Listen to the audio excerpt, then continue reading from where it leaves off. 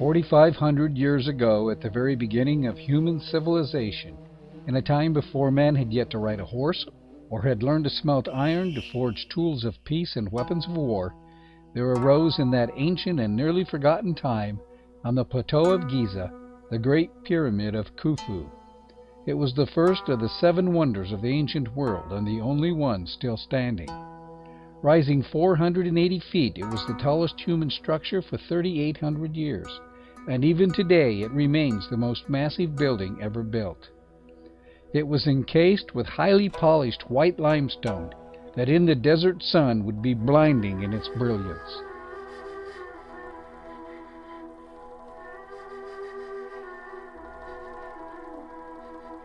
Built of over 2 million stones, it had an extended causeway with a surrounding wall and funeral temple in front. 2,000 years ago, when Joseph and Mary took Jesus into Egypt to escape the wrath of Herod, it was already ancient, being 2,500 years old. But even then it was nearly pristine in its appearance. In fact, until just 600 years ago, the limestone casing was still intact, gleaming in the sunlight. That is when the Arabs removed the casing stones to build mosques and other buildings in Cairo. Today, all we see are the over 2 million core stones.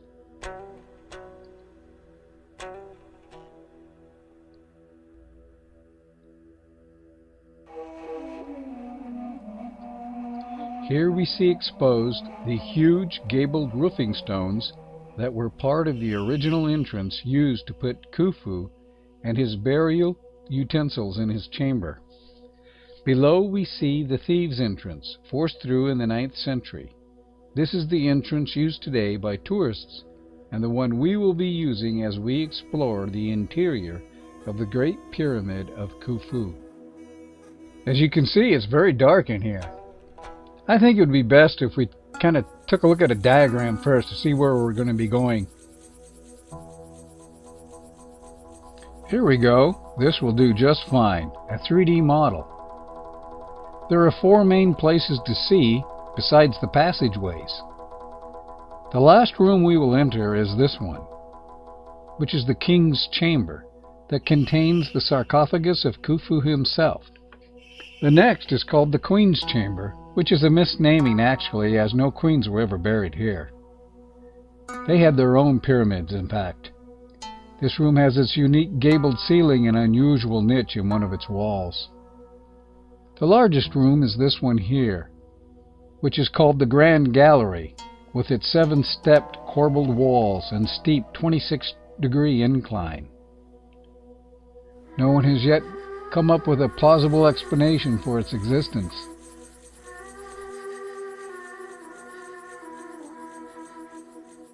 The first room we will visit, though, is called the Subterranean Chamber, which is below ground level and carved out of solid bedrock. It is unfinished and apparently was never used.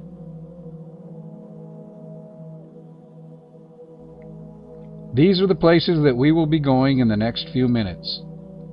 So, if you are ready to go, then let's get going! Like I said, it's dark in here. This passageway is called the Descending Passageway, and it will lead us directly to the Subterranean Chamber.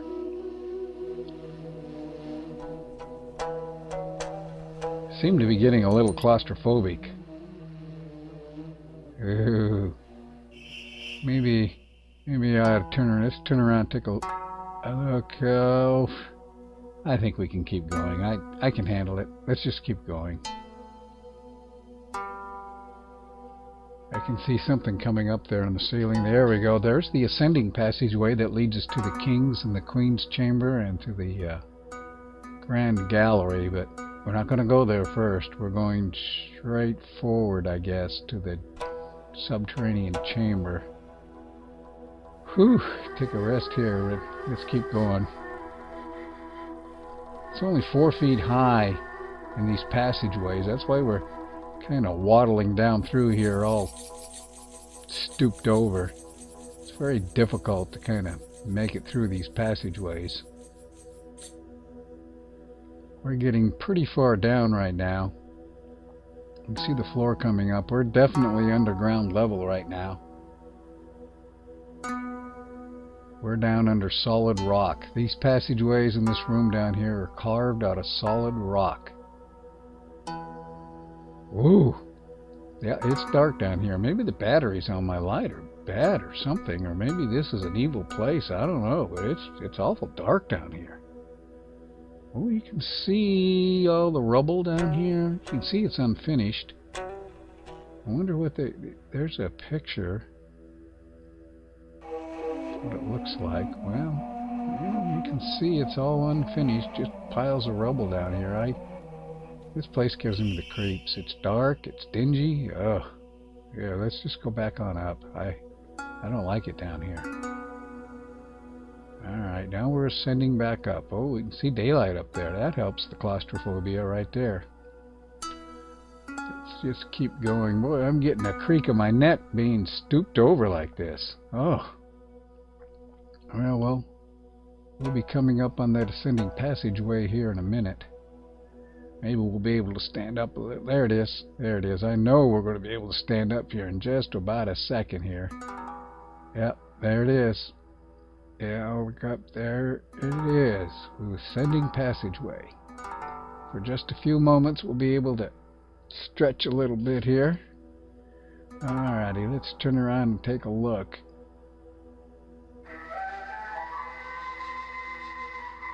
There we go. Ooh, I can see the Grand Gallery up there.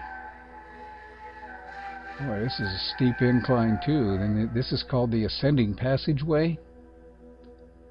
And it's also only 4 feet tall.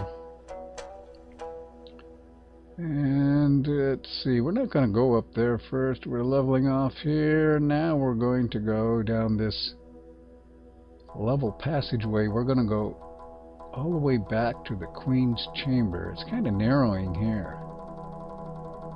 And okay, we can see something coming up. There it is. There's the Queen's Chamber. If you look to your left, as we go through here, you'll see the niche in the wall.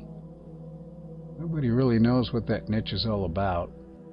The best explanation is that maybe there was a statue there. What's unique about all these rooms is that there's no carvings, no hieroglyphics or anything. They're just plain, as you can see here. Now this has a unique gabled roof or ceiling, and there are 12 stones.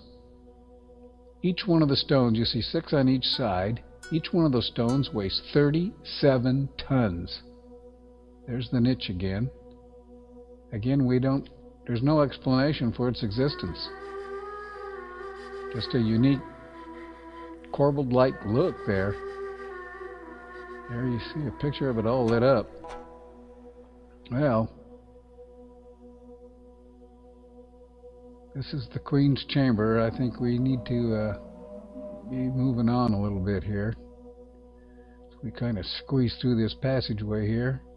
We're going to go on back down to the ascending passageway.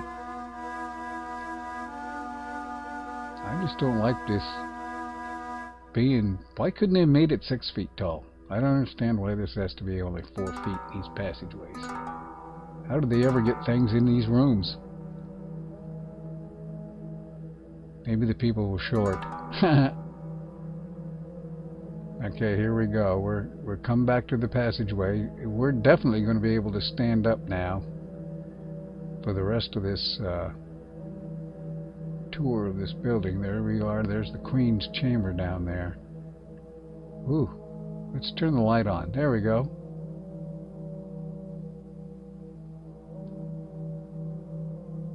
Now we're in the Grand Gallery. It is 28 feet to the ceiling.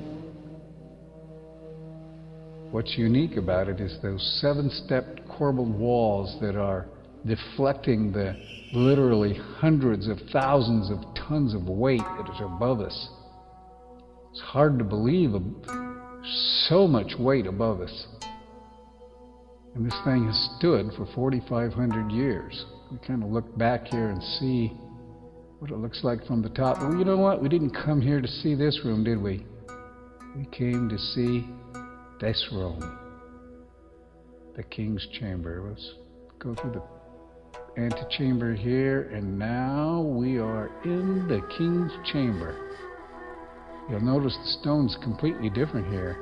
This is highly polished red granite that was hauled 500 miles from a quarry in a completely different area. There is the sarcophagus. It's been broken, the lid's gone, and everything is missing that was ever in here. They believe it was robbed within 400 years of its completion. Now this has a unique ceiling. It's flat, and in order to deflect the tremendous weight above it, it has several ceilings above it, and the top one is gabled just like the Queen's chamber. Here we see a good picture of it. All the stones in this animation are exactly the way they are in the real chamber. Well, I guess maybe we ought to be going back. But before we go, let's turn around and take one last look at the sarcophagus.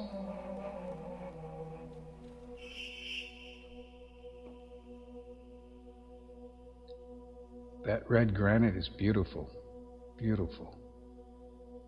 Well, we're going back through the antechamber, and now we're going down the grand gallery.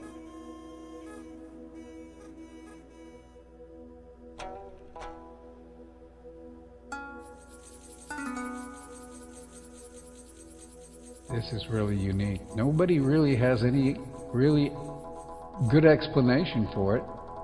There's a French architect that thinks that this was built specifically to bring the red granite stones into the king's chamber while they were building it. And his theory seems to be pretty good. The markings of how the stones were drug up there seem to be there. There we go.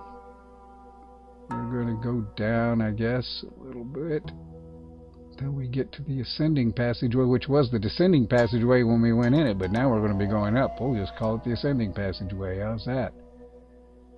Whew. Well, there it is. It's coming up. And there we go. We should be able to see our way out from here. Whew. These 4-foot passageways just aren't made for human beings. Well, I can smell the fresh air. I guess it's about time for us to leave. I hope you enjoyed your tour.